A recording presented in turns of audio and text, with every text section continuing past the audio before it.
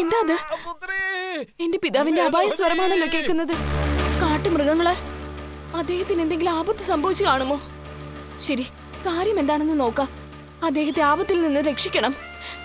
പിതാവേ, പിതാവേ, പിതാവേ. അയ്യോ, എടാ മഹാപാവി, നികൃഷ്ട സ്വഭാവമുള്ള രാക്ഷസ, ഈ മഹാമുനിവര്യനായ മഹാത്മാവിനെ അന്യായമായി വധിച്ചു കളഞ്ഞല്ലോ നീ. നിന്നെ സ്വന്തമാക്കാൻ വേണ്ടിയാണിത്. മൂഢനായ അസുര, ഞാനൊരു ആളിക്കത്തുന്ന അഗ്നി പോലെയാണ്. എന്റെ ശ്വാസത്തിലെ കാറ്റുകൊണ്ട് നിന്നെ എരിച്ച് ചാമ്പലാക്കും. ലോക നന്മയെക്കുറിച്ച് മാത്രം ചിന്തിക്കുന്ന മുനിവര്യനായ ഇദ്ദേഹത്തിന്റെ പുത്രിയായി ഞാൻ നിൽക്കുന്നതിനാൽ ഇദ്ദേഹത്തിന്റെ നാമത്തിന് കളങ്കമേൽക്കാൻ പാടില്ലാത്തതുകൊണ്ട് ക്ഷമിച്ചു നിൽക്കുകയാണ് ഞാൻ. പോകൂ ഇവിടെ നിന്ന്. സാധ്യമല്ല. എന്റെ ആഗ്രഹങ്ങൾക്ക് വഴങ്ങാത്ത നിന്നെ മറഞ്ഞു പോയല്ലോ മായക്കാരി, മന്ത്രവാദിനി. ഛീ,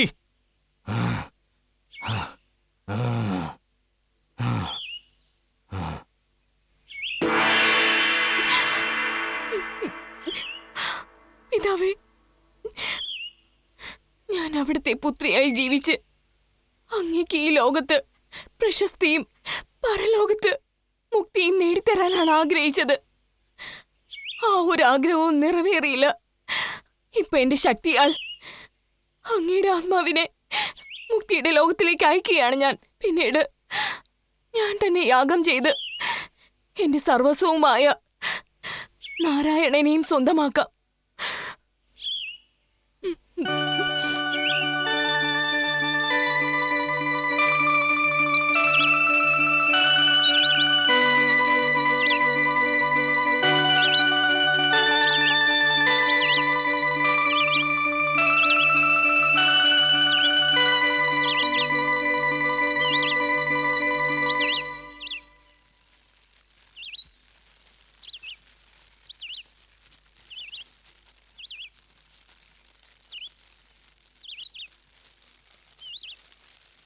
ഭൂലോകത്ത് എനിക്ക് പിതാവായി ലഭിച്ച കുസുത്വ മുനിവര്യന്റെ ആത്മാവിനെ പരലോകത്തിലേക്ക് അയച്ചിരിക്കുന്നു. ഇനി യാഗം ചെയ്ത് അദ്ദേഹത്തിന്റെ ആഗ്രഹപ്രകാരം എന്റെ പതിയുടെ കരം പിടിച്ച് വൈകുണ്ഠവാസത്തെ ഞാൻ സ്വയം അടയണം.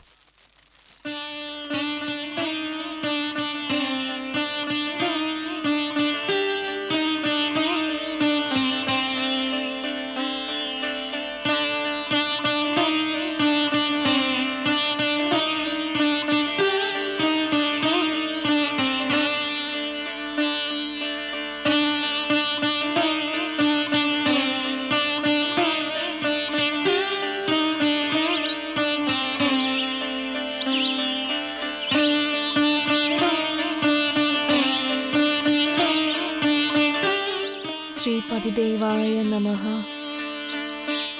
ശ്രീപതിദേവായ നമഃ.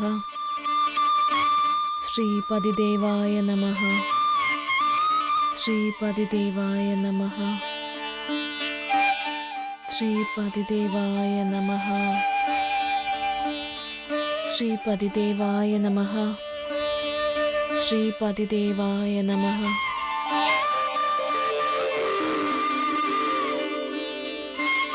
ശ്രീപതിദേവായ നമഃ.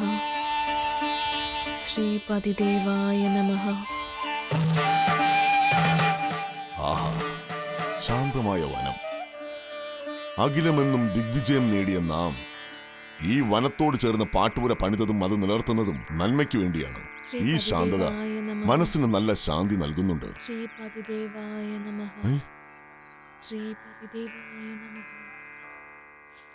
ശ്രീപതിദേവായ നമഃ.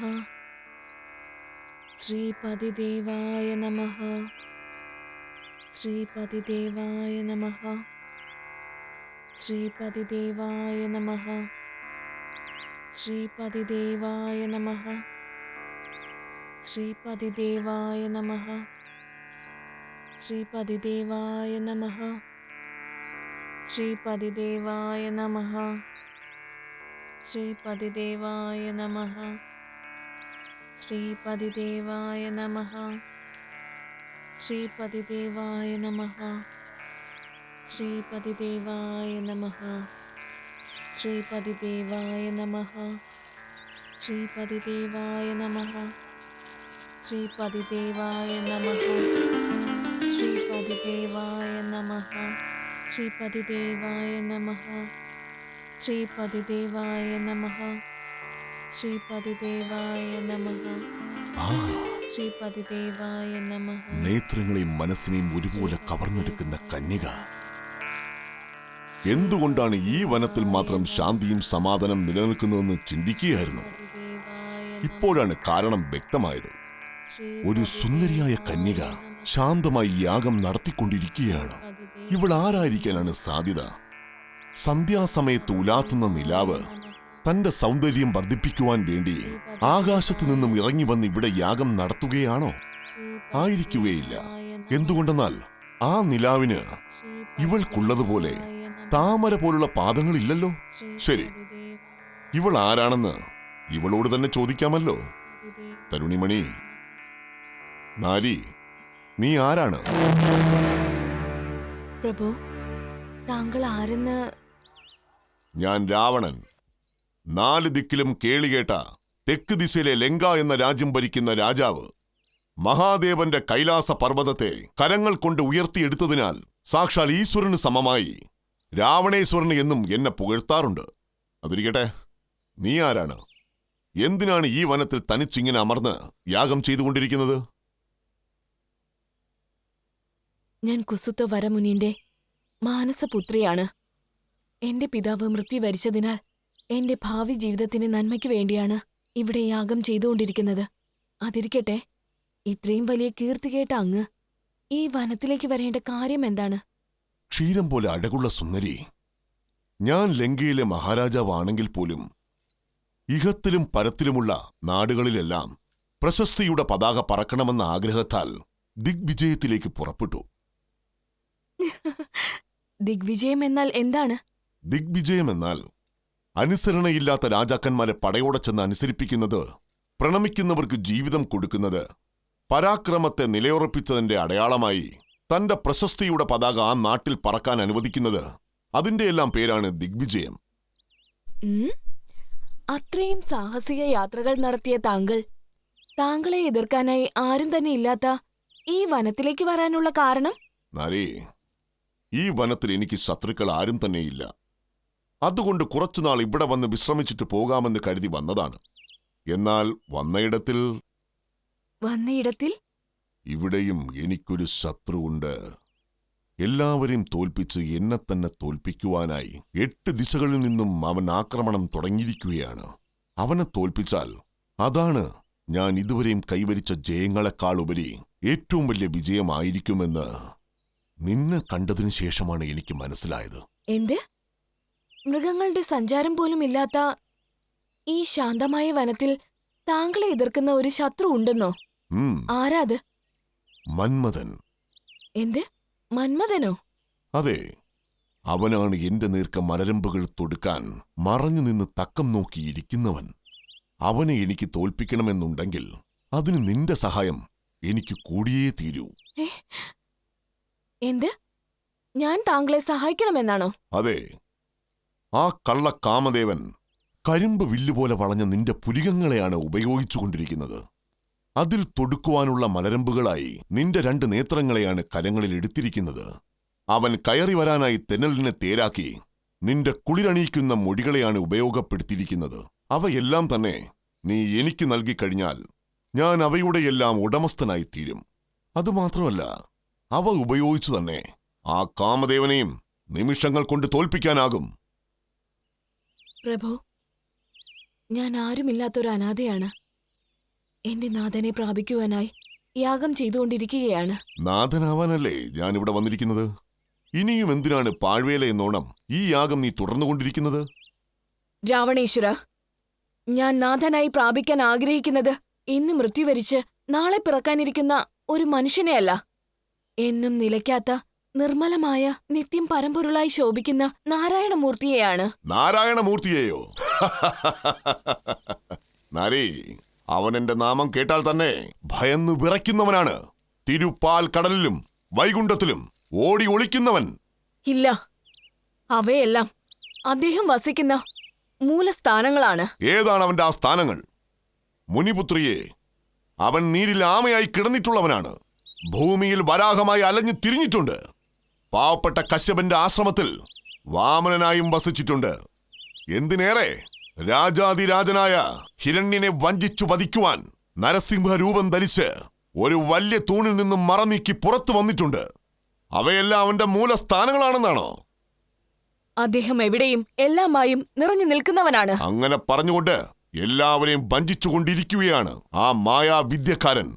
അവന്റെ മായാജാലങ്ങളെ വിശ്വസിച്ച് മനുഷ്യരും ദേവന്മാരും, പ്രത്യേകിച്ച് നിന്നെപ്പോലുള്ള മംഗമാരും അവനെ ഒരു ദൈവമായി അംഗീകരിച്ചിരിക്കുകയാണ്. ആ കള്ളത്തെ തകർത്തെറിയുവാൻ വേണ്ടിയാണ് ദിഗ്വിജയത്തെ നടത്തുവാൻ വരുന്നത് ഈ രാവണേശ്വരൻ. ഹേ നീജ, ഒരു രാജ്യത്തെ രാജാവായതിനാലാണ് ഇതുവരെ ഞാൻ നിന്നോട് മര്യാദയ്ക്ക് സംസാരിച്ചത്. ഇപ്പോഴാണ് നീ എന്റെ നാഥന്റെ ശത്രുവാണെന്ന് മനസ്സിലായത്. നിന്റെ നാഥൻ? ആ നാഥൻ നിന്നെ വരണമാലി അണിയിച്ചിട്ടുണ്ടോ? അല്ലെങ്കിൽ നിന്റെ കഴുത്തിൽ മാംഗല്യസൂത്രം അണിയിച്ചിട്ടുണ്ടോ? നീയായിട്ടല്ലേ അവനെ നാഥനെന്ന് വിളിച്ചുകൊണ്ടിരിക്കുന്നത്? ഒരു നാരി ഒരുവനെ എപ്പോഴാണോ തന്റെ തലവനായി മനസ്സിൽ വിചാരിക്കുന്നുവോ അപ്പോൾ തന്നെ അവൻ അവൾക്ക് നാഥനായി കഴിഞ്ഞിരിക്കും.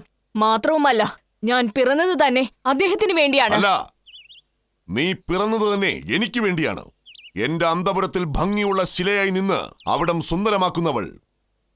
രാവണ, ഞാൻ വിഷ്ണുമൂർത്തിയുടെ തിരുമാറിനെ അലങ്കരിക്കുന്ന വൈജയന്തി മാലയ്ക്ക് തുല്യയാണ്. ഒരു മനുഷ്യനായ നീ എന്നെ ആഗ്രഹിക്കുന്നത് ശരിയല്ല. ഇവിടെ നിന്ന് പോകൂ. ഈ രാവണൻ ഇതുവരെയും ആഗ്രഹിച്ചതെന്തും സ്വന്തമാക്കാതെ പോയിട്ടില്ല. ഇപ്പോൾ തന്നെ എന്റെ ആഗ്രഹം തീരുവോളം ഞാൻ നിന്നെ അനുഭവിക്കാൻ പോകുന്നതാണ്. വാ, അടുത്തേക്ക് വാ. എന്റെ അടുത്തേക്ക് വരരുത് രാവണ, എന്റെ അടുത്തേക്ക് വരരുത്. അഖില ചരാചരങ്ങളെയെല്ലാം ചുറ്റി വന്ന എന്നെ കൊണ്ട് നീ ഈ അഗ്നികുണ്ഡം ചുറ്റിപ്പിക്കുകയാണോ? നിനക്ക് വേണ്ടി എത്ര തവണ വേണമെങ്കിലും ഈ അഗ്നികുണ്ഡത്തെ ഞാൻ ചുറ്റിവരാം. എന്നാൽ നിന്റെ ഇതളമൃതിനെ പാനം ചെയ്യാതെ വിടില്ല ഞാൻ. ഹേ അസുര, ഞാൻ മറ്റൊരുവനായി ജനിച്ചവൾ എന്ന് പറഞ്ഞിട്ട് പോലും നിന്റെ മടയത്തരത്താൽ നീ എന്നെ സ്വന്തമാക്കാൻ ശ്രമിക്കുന്നുവോ? ക്രൂരനായ നിനക്ക് ബലിയാകാതെ ഞാൻ ഈ കൊടിയ അഗ്നിജ്വാലകൾക്ക് ഇരയാകാൻ പോകുന്നു. ഇപ്പോൾ ഞാൻ മൃത്യു വരിക്കുകയാണെന്ന് വിചാരിക്കരുത്. ഞാൻ വീണ്ടും പുനർജനിച്ചു വന്ന് നിന്നെയും നിന്റെ ലങ്കിയെയും നശിപ്പിച്ച് അടങ്ങുകയുള്ളൂ. ഇംഗിതമില്ലാതെ ഒരു നാരിയെപ്പോലും നീ തൊട്ടാൽ നിന്റെ ശിരസ് 1000 കഷ്ണങ്ങളായി ചിന്നിച്ചിതറട്ടെ എന്ന് നിന്നെ ഞാൻ ശപിക്കുകയാണ്. ശ്രീപതിദേവായ നമഃ, ശ്രീപതിദേവായ നമഃ, ശ്രീപതിദേവായ നമഃ, ശ്രീപതിദേവായ നമഃ, ശ്രീപതിദേവായ നമഃ, ശ്രീപതിദേവായ നമഃ, ശ്രീപതിദേവായ നമഃ. മഹാരാജൻ, അന്ന് അഗ്നിയിൽ മറഞ്ഞ അതേ വേദവതിയാണ് ഇന്ന് തന്റെ ശാപപ്രകാരം അങ്ങയോട് പ്രതികാരം ചെയ്യാൻ സീതയായി പിറന്നിരിക്കുന്നത് എന്നാണ് ഇതിൽ പറയുന്നത്. ആയതിനാൽ ആ സീതാദേവിയെ ഇവിടെ നിന്ന് പറഞ്ഞയക്കുന്നതാണ് അങ്ങയ്ക്കും നമ്മുടെ ഈ ലങ്കയ്ക്കും നല്ലതെന്നാണ് എന്റെ അഭിപ്രായം. ഈ അഭിപ്രായമാണ് എന്റെ ചുറ്റുമുള്ള എല്ലാവരും പറഞ്ഞുകൊണ്ടിരിക്കുന്നത്. ജോത്സ്യരെ, നിങ്ങൾ മാത്രമല്ല, ഞാൻ പൂജിക്കുന്ന ഈശ്വരൻ വന്ന് പറഞ്ഞാൽ പോലും ശരി, സീതയെ ഞാൻ ഇവിടെ നിന്നും പറഞ്ഞയക്കുകയില്ല. അങ്ങേക്ക് പോകാം.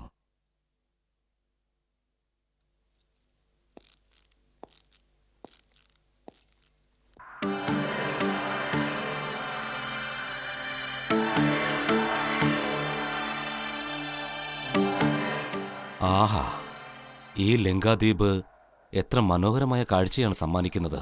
ഈ ദ്വീപിനെ രാവണൻ തന്നെയാണോ ഭരിക്കുന്നത്, അല്ലെങ്കിൽ ആ പ്രകൃതിദേവി തന്നെയാണോ ഭരിക്കുന്നത്? അലക്കടലിന്റെ നടുവിലായി ഹരിതവനങ്ങൾ നേത്രങ്ങൾക്ക് കുളിർമയേകി മരതകം പോലെ ജ്വലിക്കുകയാണ്. ഈ സൗന്ദര്യമെല്ലാം കാണുന്നതിനു വേണ്ടി 1000 നേത്രങ്ങൾ വേണമല്ലോ.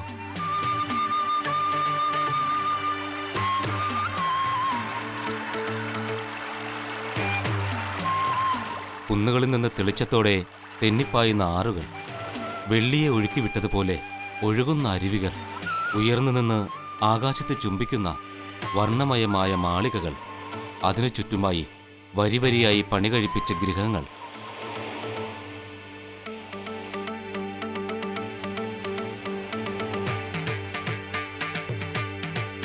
എന്റെ ദൈവമേ, വരുന്ന സമയത്ത് ആകാശത്തു നിന്ന് നോക്കുമ്പോൾ തന്നെ ലങ്കയുടെ വശ്യ സൗന്ദര്യം എന്റെ മനമാകെ കവർന്നിരിക്കുകയാണ്. കൂടുതൽ ഉള്ളിലേക്ക് ചെന്ന് നോക്കുകയാണെങ്കിൽ എങ്ങനെയിരിക്കും?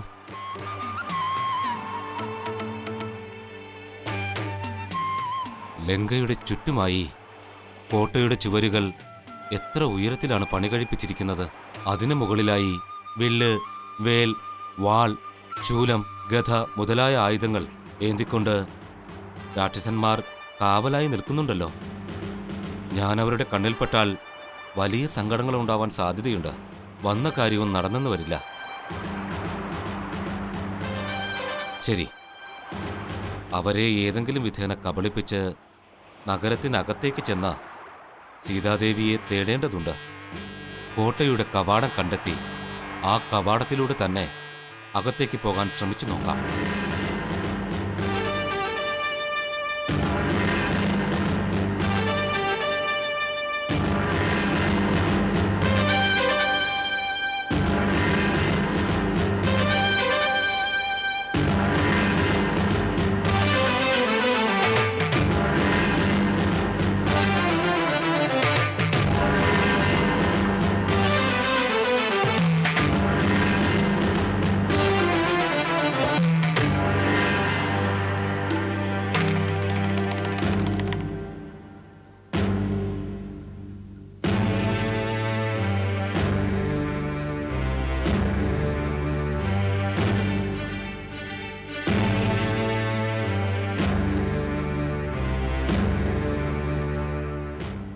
ആരത്?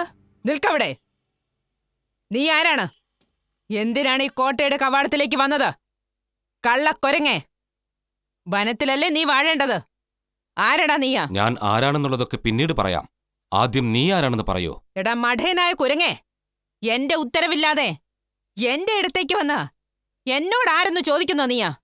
ഞാനാണ് ലങ്കയുടെ കാവൽ ദേവത ഇലങ്കിണി. ഇപ്പോ ഞാൻ ആരാണെന്ന് നിനക്ക് മനസ്സിലായോ? നീ ആരടാ? എന്തിനു വന്നു? എന്നെ ദർശിച്ച് ഞാൻ വനക്കുരങ്ങാണെന്ന് നീ തന്നെ പറഞ്ഞോ. എന്നിട്ടും ഞാൻ ആരാണ് എന്ന് ചോദിക്കുന്നുണ്ടല്ലോ. ദേ നോക്ക്, ഞാൻ ഈ നഗരത്തെ ചുറ്റിക്കാണുന്നതിനു വേണ്ടി വന്നതാണ്. അകത്തേക്ക് പോകണം. കവാടം തുറക്കാമോ? സാധ്യമല്ല. എടാ, അസുരന്മാർ വാഴുന്ന ലങ്കയിൽ അന്യർക്കകത്തേക്ക് പ്രവേശനമില്ല. തിരികെ പോകാൻ നോക്ക്. പോയില്ലെങ്കിൽ നിന്നെ വധിച്ച് സമുദ്രത്തിലെറിയും ഞാൻ. അത്രയ്ക്കും വലിയ ബലശാലിയാണോ നീ? എന്നാൽ നിന്റെ വീര്യമൊന്ന് കാണട്ടെ. കണ്ടോളൂ.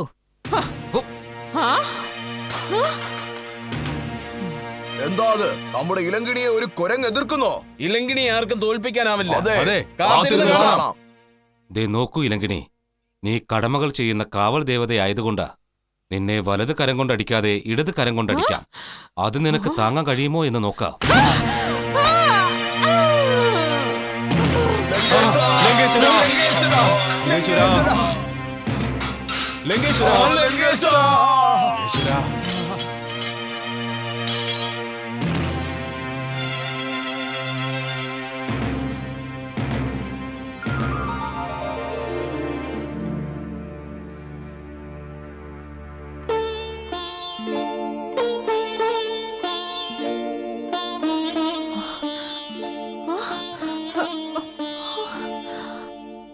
പ്രണാമം പ്രഭു. പ്രഭു വാനരവീര, മഹാനുഭാവ. ഞാൻ ത്രിമൂർത്തികളെയും വെല്ലാൻ കഴിവുള്ള ശക്തിയുള്ളവളാണ്. അതുകൊണ്ടാണ് ബ്രഹ്മലോകത്തിൽ വസിച്ചിരുന്ന എന്നെ രാവണൻ കൂട്ടിക്കൊണ്ടുവന്ന് രൂപം തന്നെ മാറ്റി ഇവിടുത്തെ കാവൽ ദേവതയാക്കിയത്. പ്രഭു, എന്റെ അഹങ്കാരത്തെ താങ്കൾ അരനാഴിക കൊണ്ടില്ലാതെയാക്കി. ഞാൻ ഇവിടുത്തെ കാവൽ ഏറ്റെടുത്ത സമയത്ത് ബ്രഹ്മദേവൻ, ഇലങ്കിണി, ഒരു കാലത്ത് ഒരു വാനരൻ ഇവിടെ വന്ന് നിന്നെ തന്റെ ശക്തി കൊണ്ട് കീഴടക്കും. ആ സമയത്ത് ഈ ലങ്കാരാജ്യം നാശത്തോടടുക്കുന്നതാണ്. അതുവരെ മാത്രം നീ ഇവിടെ കാവൽ നിൽക്കൂ. പിന്നീട് നിന്റെ സ്വരൂപം സ്വീകരിച്ച് എന്റെ ലോകത്തേക്ക് തന്നെ വന്നു ചേരൂ എന്ന് പറഞ്ഞു. ഇപ്പോഴാണെങ്കിൽ താങ്കൾ എന്നെ പ്രഹരിച്ചത് വച്ചു നോക്കുമ്പോൾ ബ്രഹ്മദേവൻ പറഞ്ഞ കാലം വന്നിരിക്കുന്നതായിട്ടാണ് എനിക്ക് തോന്നുന്നത്.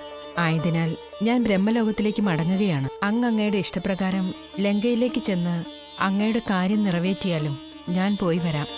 രാം രാം രാം രാം രാം രാം. അങ്ങനെ ഇലങ്കിണി അപ്രത്യക്ഷയായി. ഞാൻ ഈ കോട്ടയുടെ കവാടം തുറന്ന് അകത്തേക്ക് ചെന്നു കഴിഞ്ഞാൽ അവളുടെ കടമയ്ക്ക് ഭംഗം വരുത്തിയവനായി തീരുകയും ചെയ്യും. അതുകൊണ്ട്